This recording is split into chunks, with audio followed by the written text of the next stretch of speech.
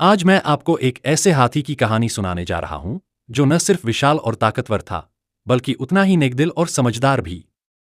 उसका नाम था महागिरी।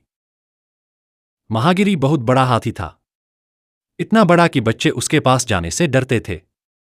लेकिन वह बहुत मेहनती, वफादार और आज्ञाकारी था।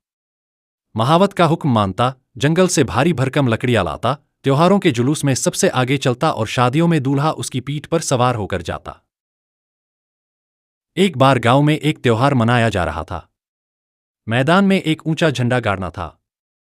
उसके लिए एक भारी भरकम खंभे की जरूरत थी। लोग जंगल से एक बड़ा पेड़ काट लाए और उससे खंभा बनाया। खंभा इतना भारी था कि उसे मैदान तक लाने के लिए महागिरी को बुलाया गया। महागिरी ने खंभा अपनी सूंड में उठाया और मैदान की ओर चल पड़ा। गड्ढा पहले से ही खोदा हुआ था। महावत ने इशारा किया कि खंभा उसमें खड़ा कर दो। लेकिन जैसे ही महागिरी गड्ढे के पास पहुंचा, वह रुक गया।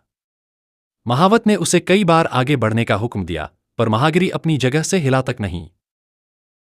महावत को गुस्सा आ गया। उसने महागिरी को मारना शुरू कर दिया।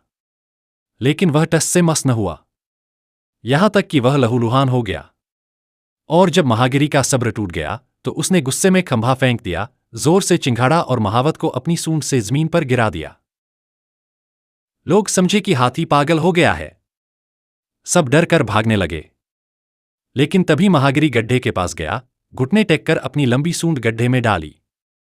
और जो निकाला, वह देखकर सबकी आंखें भर आईं। वह एक बिल्ली का बच्चा था, जो गड्ढे में छुपा बैठा था। अब सबको समझ में आया कि महागिरी आज्ञा क्यों नहीं मान रहा था। वह इतना बड़ा जानवर होकर भी उस नन्हे से जीव को बचाना चाहता था। यही होती है असली महानता।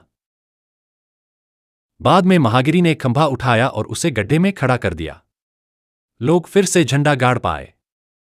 लेकिन इस बार हर कोई जानता था कि वो सिर्फ एक हाथी नहीं, बल्कि दया और समझदारी की मिसाल है।